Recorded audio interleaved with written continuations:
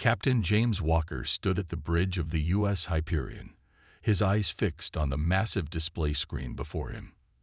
The strange signal had appeared 3 hours ago, and now everyone on Earth's most advanced warship waited in tense silence.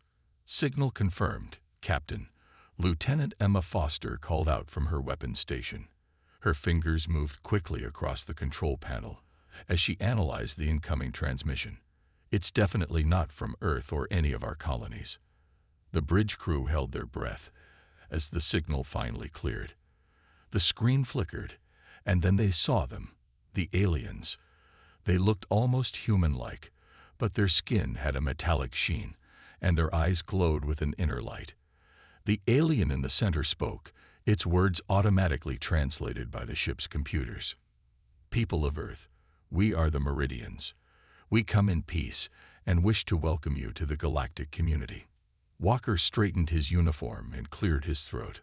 At 45 years old, he had prepared for many situations, but first contact wasn't one of them. "I am Captain James Walker of the United Earth Fleet. We welcome peaceful contact." The Meridian's lips curved into what might have been a smile, but something about it made Walker's skin crawl. How wonderful to find such developing life forms in this sector. Your species shows much potential, despite your primitive technology. Behind Walker, he heard Commander Michael Roberts mutter under his breath. Everyone on the bridge felt the sting of the alien's condescending tone. "Our sensors show you have achieved basic space travel and energy weapons," the Meridian continued. "Quite impressive for such a young race." Walker kept his voice steady. "We're proud of our achievements. Perhaps we could arrange a proper meeting to discuss cultural exchange." "Of course," the Meridian replied. "We will send a delegation to your orbital station. Expect us in 6 Earth hours."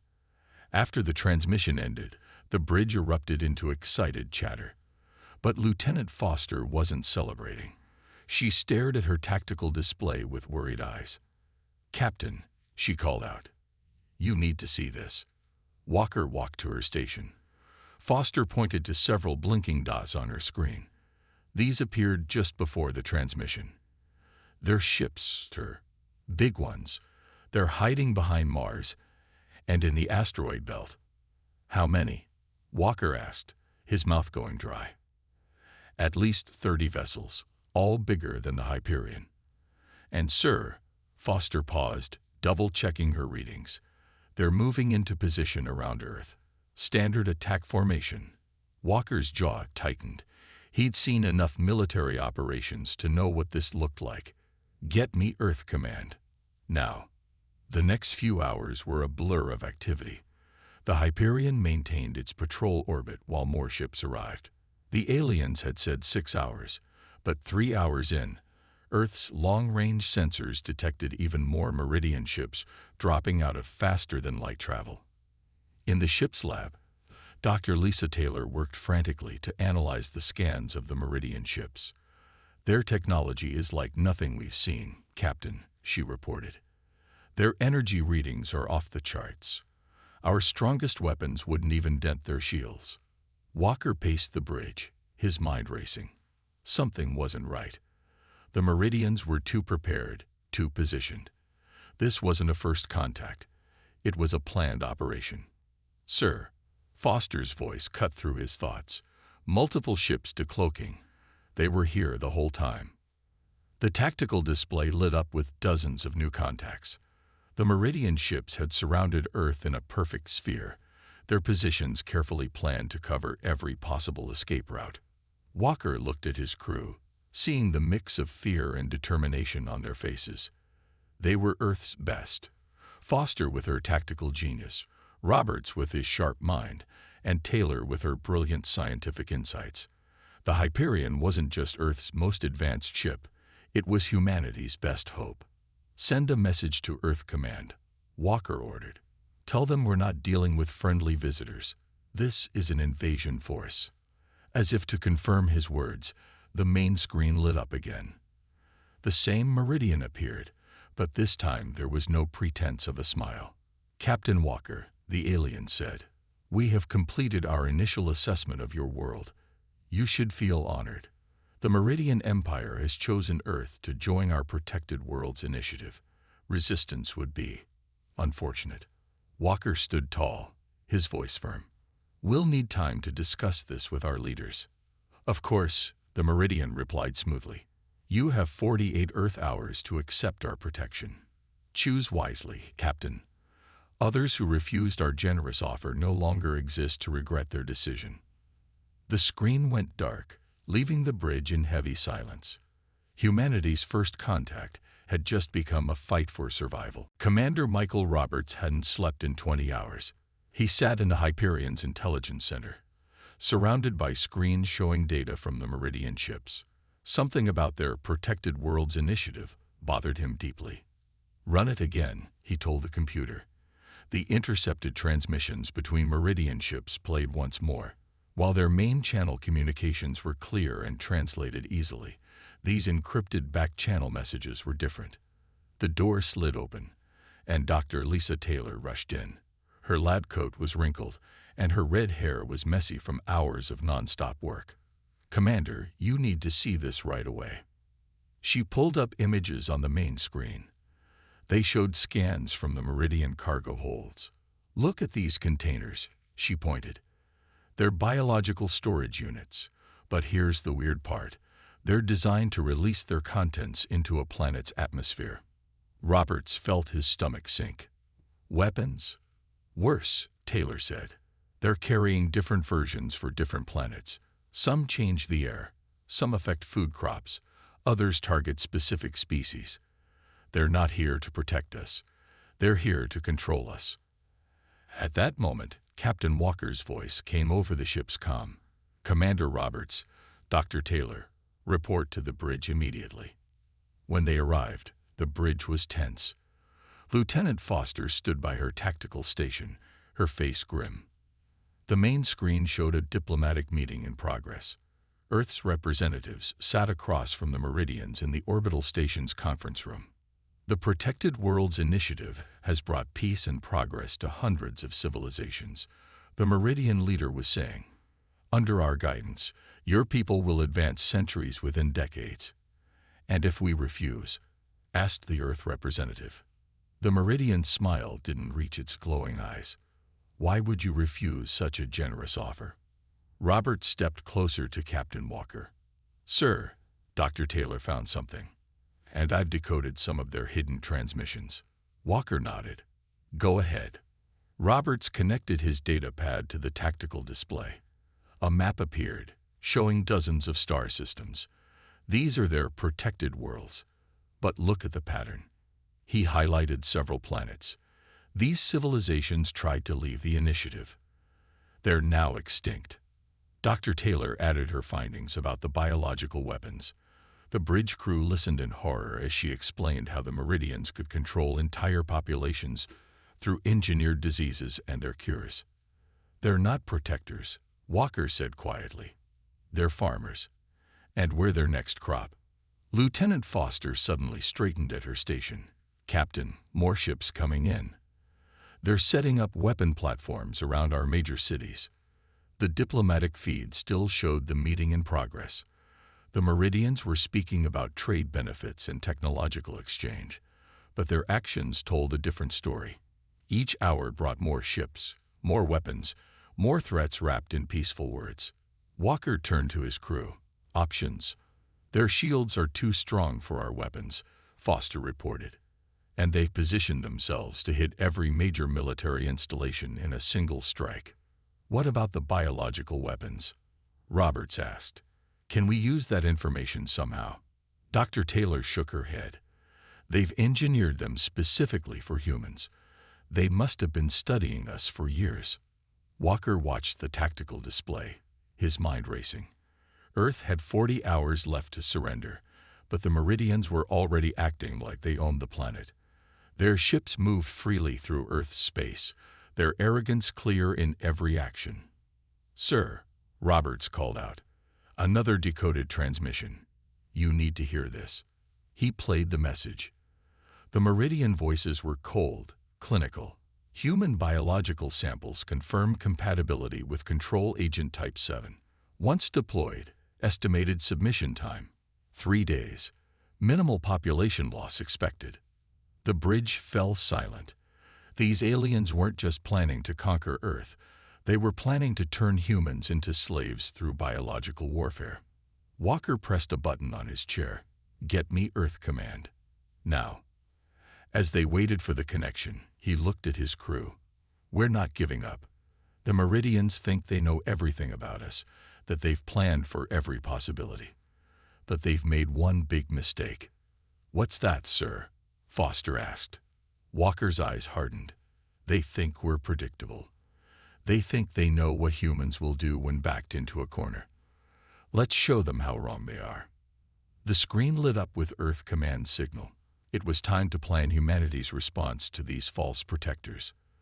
The Meridians thought they were dealing with simple, primitive humans. They were about to learn just how dangerous that assumption could be. The clock on the Hyperion's bridge showed 24 hours until the Meridian's deadline. Captain Walker watched as another group of massive alien ships took position over North America. The trap was almost complete. All major cities are now covered by their weapon platforms. Lieutenant Foster reported, her voice tight.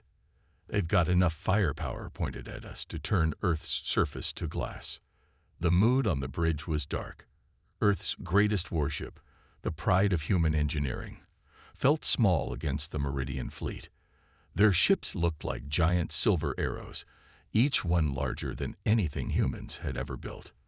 Status of planetary defenses, Walker asked. Commander Roberts shook his head. Not good. Our orbital platforms are surrounded. Ground bases are tracked by their targeting systems. They've even got ships watching our underwater facilities. The elevator doors opened, and Chief Engineer Tom Bradley rushed onto the bridge. His normally clean uniform was stained with grease, and his gray hair was messy, but his eyes were bright with excitement. Captain, he called out. I think I found something. Walker turned to him. What is it, Tom? Bradley pulled up a diagram on the main screen. It showed the Hyperion's main fusion core, the heart of the ship's power system. I've been studying the Meridian shields. They're strong, yes, but they're also complex. Maybe too complex. Dr. Taylor joined them at the screen. What do you mean? Their shields work in layers, Bradley explained, using simple hand gestures. Each layer blocks different types of attacks. It's why our weapons can't hurt them.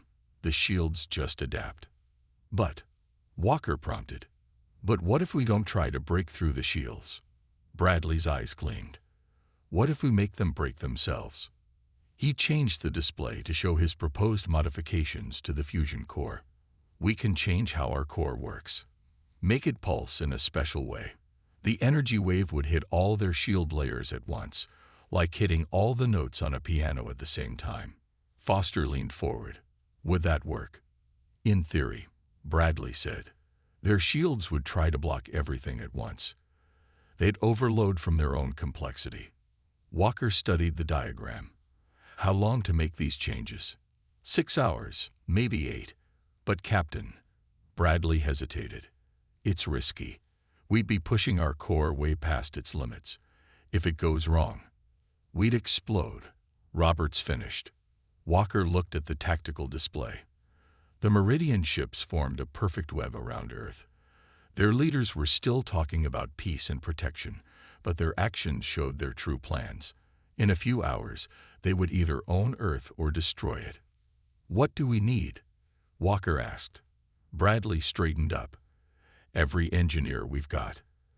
And we'll need to shut down all systems except life support while we work.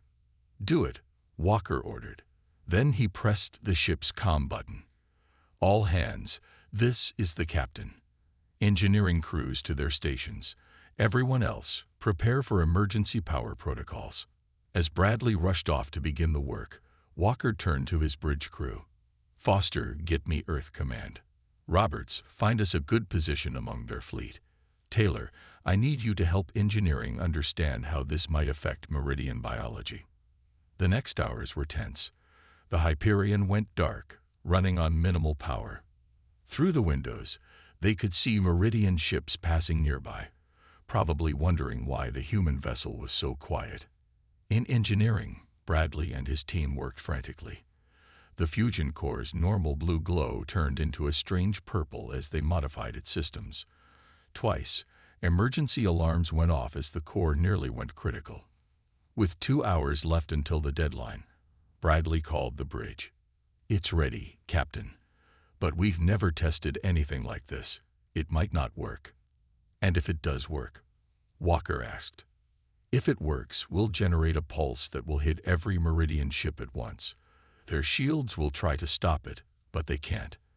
They'll destroy themselves trying." Walker nodded. "Get back to the bridge. All hands, return to stations." As the crew gathered, Walker looked at each of them. These were Earth's finest: Foster with her tactical skills, Roberts with his intelligence background, Taylor with her scientific knowledge, and Bradley with his engineering genius. "The Meridians think they've trapped us," Walker said. "They think we'll surrender because we have no choice. They're about to learn something about humans." He smiled grimly. "We're most dangerous when we have no choice at all." Foster's console beeped. "Sir, incoming transmission. The Meridians want their answer." Walker sat in his command chair.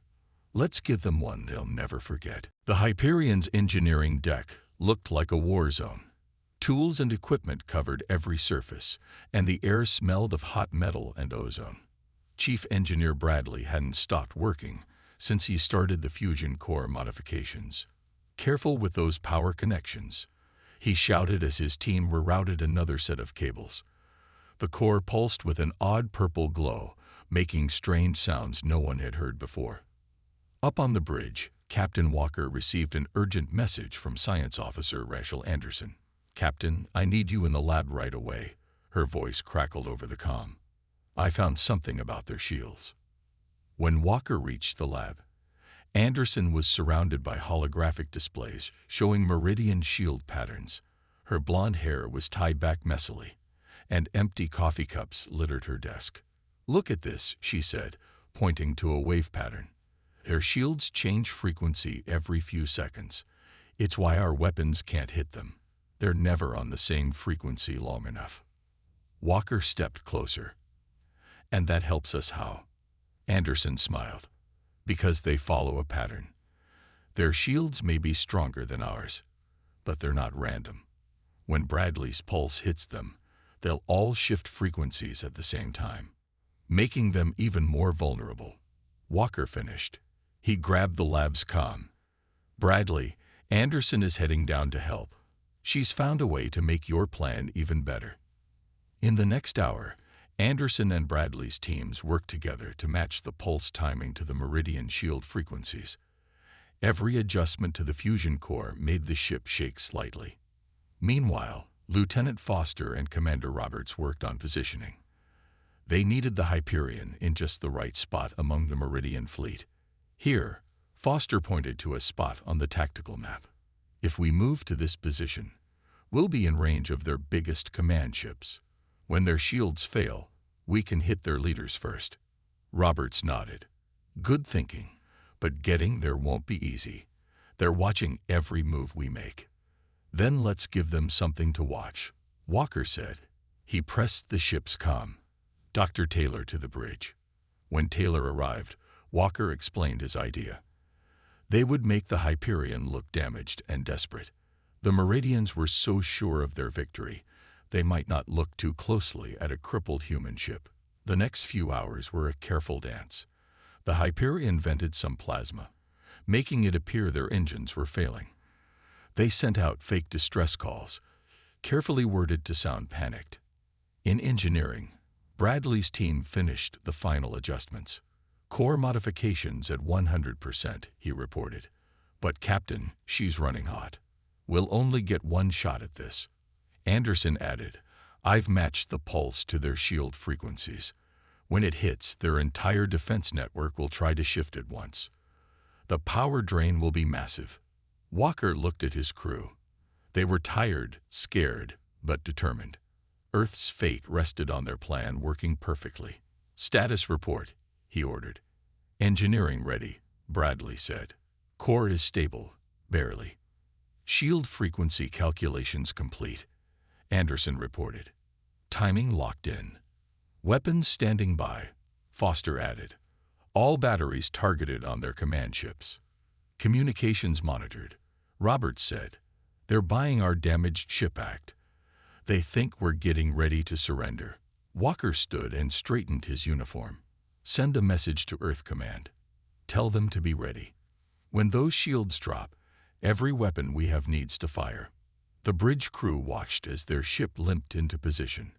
Around them, massive Meridian vessels loomed like silver mountains in space. One wrong move, one small mistake, and Earth would pay the price.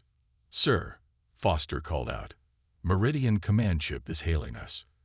The main screen lit up, showing the same arrogant alien face they'd seen before. Captain Walker, the Meridian leader said smoothly. Your time is up. What is your answer? Walker stood tall. This was the moment everything depended on. His next words needed to be perfect, confident enough to mask their plan, but desperate enough to be believable. We request 1 hour to prepare our surrender, he said, letting his voice shake slightly. Please, we need time to inform our people. The Meridian leader smiled that cold smile. Very well. 1 hour, Captain. Make good use of it. As the screen went dark, Walker turned to his crew. All hands to battle stations. Quietly. Let's show these aliens what happens when they underestimate humanity. The trap was set. Now they just had to spring it. The Hyperion's bridge was silent except for the soft beeping of computers. Captain Walker watched the countdown timer. 5 minutes until their planned surrender. Engineering, status. Walker asked quietly. Chief Bradley's voice came back tense. Core is ready, Captain. She's humming like an angry hornet's nest, but she'll hold. I think. The modified fusion core had turned the entire engine room purple with its strange light. Engineers worked at their stations wearing protective gear, monitoring power levels that went far beyond normal safety limits. Science Officer Anderson, are you ready? Walker asked. Yes, sir. Anderson's fingers moved across her console. I'm tracking their shield frequencies. The moment they sync up, I'll signal engineering. Lieutenant Foster spoke up from her weapons station. Sir, Meridian ships are moving closer. They're getting ready to take control of Earth. On the main screen, they could see the massive alien ships. They looked like hungry sharks circling their prey. Their weapons were powered up, ready to destroy Earth if humans resisted. 3 minutes, Commander Roberts announced. Walker pressed a button on his chair. This is the captain to all hands. Whatever happens next, remember, you're the finest crew I've ever served with. Earth is counting on us. Stand ready. The bridge crew straightened in their seats. They had trained for years, but nothing had prepared them for this moment. Everything depended on perfect timing. 2 minutes, Roberts called. Anderson's voice cut through the tension. Sir, they're moving their shields into attack formation, just like we predicted. Walker nodded. Stand by, engineering. Foster, target their command ships. Roberts, get ready to broadcast the attack signal to Earth's forces. 1 minute. The main screen lit up. The Meridian leader appeared, looking smugly confident. Captain Walker, we're waiting for your surrender. Walker stood, facing the alien. Actually, we have a different message for you. The Meridian's glowing eyes narrowed. Choose your next words carefully, human. Oh, I have. Walker smiled. Now, Bradley. In engineering, Bradley slammed his hand down on the activation switch. The fusion core's purple glow turned blindingly bright. The entire ship shuddered. Core pressure rising. Bradley shouted. 30%. 50%. 70. Anderson's fingers flew across her console. Shield frequencies matching. Now, they're all in sync. Core at maximum. Bradley yelled. She's going to blow. Walker gripped his chair. Foster, weapons ready. Roberts, send the signal. All hands, brace for impact. The Hyperion's modified core released its energy in one massive burst. A wave of purple light erupted from the ship, spreading out in all directions like a ripple in a pond. It moved faster than anything the Meridians had seen before. The alien leader's smug expression turned to horror as the wave approached his ships. "What is this? Impossible. Raise all shield." His image disappeared as the wave hit. Every Meridian ship's shields flared bright blue, trying to block the strange energy. Just as Bradley had predicted, their complex defenses tried to stop everything at once. "Their shields are overloading," Anderson shouted. "The frequency match is perfect." Through the Hyperion's windows, they watched as Meridian shields sparked and failed. The mighty alien fleet, with all its advanced technology, was suddenly defenseless. "All weapons, fire," Foster ordered. The Hyperion's guns roared to life, targeting the command ships just as planned. Roberts punched his console. "Signal sent. Earth's defense platforms are responding." Across Earth's orbit, defense stations and ships that had been waiting for this moment opened fire. The Meridians, caught with their shields down, had no defense against the combined human assault. Direct hits on multiple command ships, Foster reported, her voice triumphant. The Meridian fleet, so organized and threatening just moments before, fell into chaos.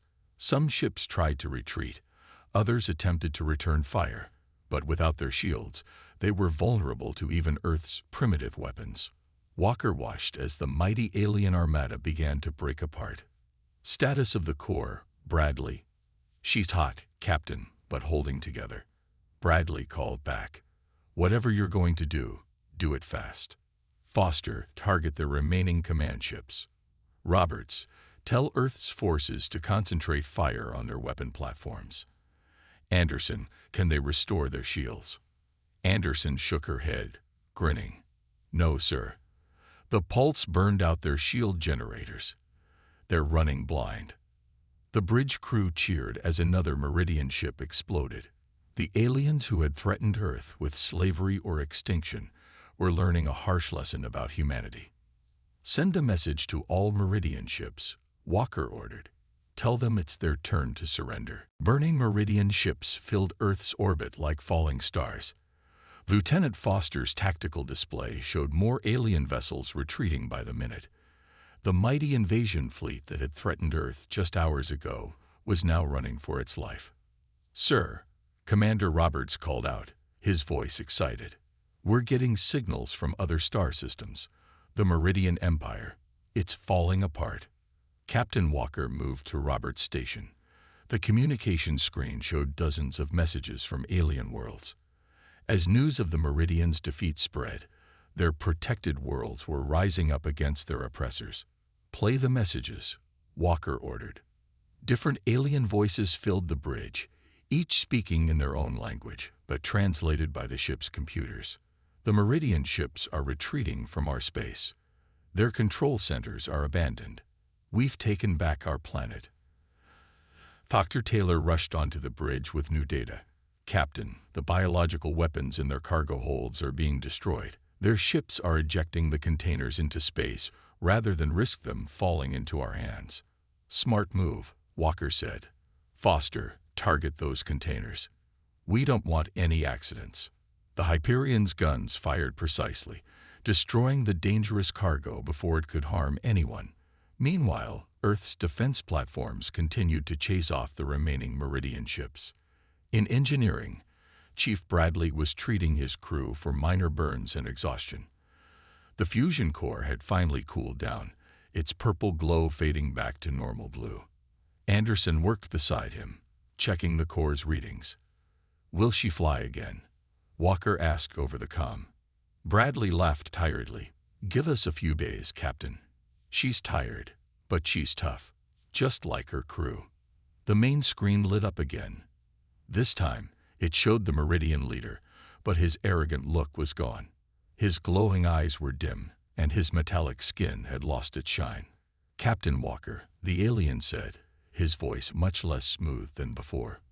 "We wish to discuss terms." Walker stood tall. "Your ships will leave Earth's space immediately. You will free all your protected worlds, and you will share the cure for every biological weapon you've ever created. And if we refuse, Foster spoke up. Sir, the Hyperion's core is ready for another pulse. And this time, Earth's other ships are being modified too. The Meridian leader's face twitched. He knew it wasn't a bluff. Very well. Sending surrender protocols now. As the alien's image disappeared, the bridge crew cheered. But Walker raised his hand for quiet. Roberts, send a message to all Earth ships. Tell them to watch for any tricks. Foster, keep our weapons ready. Captain, Anderson called from her station. The modifications we made to the core, every ship in the fleet can use them now. The Meridians will never be able to use their shields against us again. Over the next few hours, Earth's military took control of the situation. The remaining Meridian ships formed a line, preparing to leave Earth's space under heavy guard. Each ship had to transmit its biological weapon data before being allowed to go. Messages kept coming in from across the galaxy. More worlds were breaking free from Meridian control.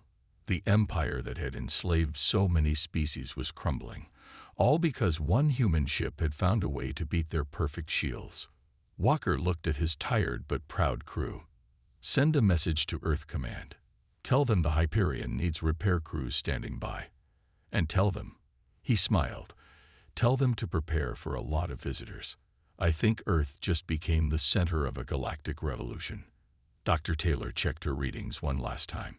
The Meridians are starting their retreat, Captain. Their main fleet is jumping to faster than light speed. Good riddance, Foster said, but kept her weapons locked on the departing ships just in case. As the last Meridian ship disappeared, Earth's orbital stations lit up with celebration lights. The Hyperion's crew could see cities below turning their lights on and off in victory patterns. Humanity had faced its greatest threat, and not only survived but won. Walker sat in his command chair, finally allowing himself to relax slightly. Bradley, what's our status? We're running on backup power, sir, Bradley replied. The core needs a complete overhaul. But we proved something today. Human engineering might not be pretty, but it gets the job done. That it does, Walker agreed. That it does. The Hyperion moved slowly toward Earth's repair docks, surrounded by honor guard ships.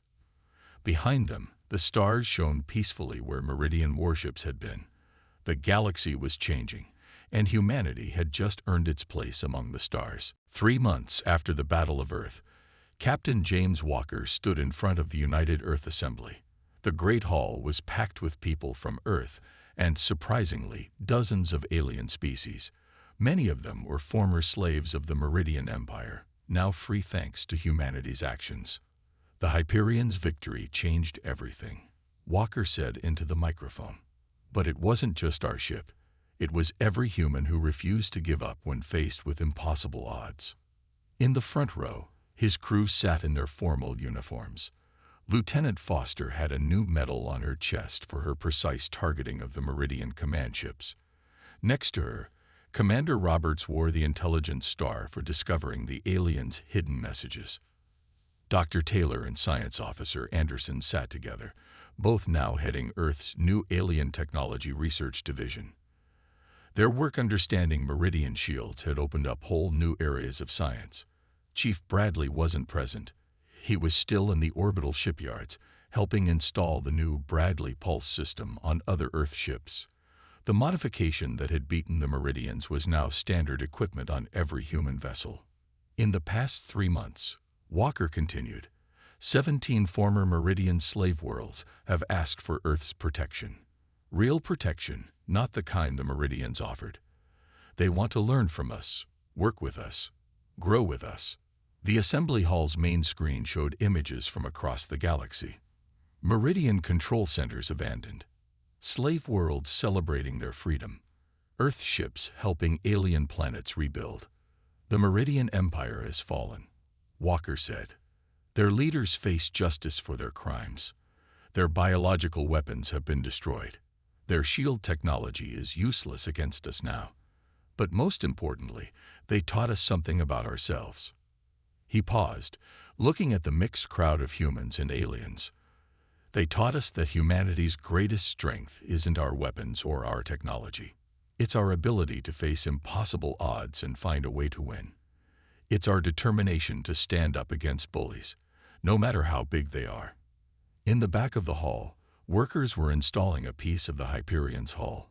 The ship that had saved Earth would never fly again. The modified core had damaged it too badly. But it would stand as a monument to human courage and ingenuity. After the ceremony, Walker met with his crew in a quiet room away from the crowds. "Did you hear about the new ship?" Foster asked excitedly. "They're building a whole new class of vessels. The first one will be called Hyperion Aya." Roberts nodded. "And this time, we're building it together with our new allies, some of their technology combined with human creativity. The Meridians won't know what hit them if they ever try coming back." Dr. Taylor pulled up a hologram showing the new ship design. It was larger than the original Hyperion, with sections clearly designed by different alien species working together. "The Bradley Pulse is just the beginning," Anderson added. "Every day, we're learning new things from our allies, and they're learning from us too. Nobody looks down on primitive humans anymore." Walker smiled as he watched his crew discuss the future.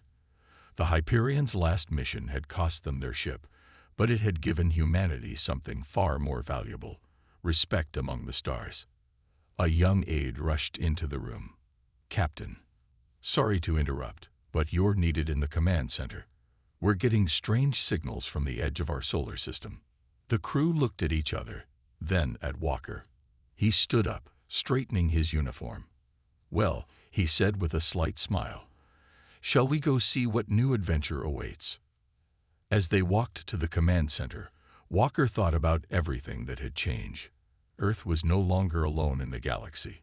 Humans were no longer seen as primitive or weak, and the stars that had once seemed full of threats now held endless possibilities. The Meridians had wanted to protect humanity.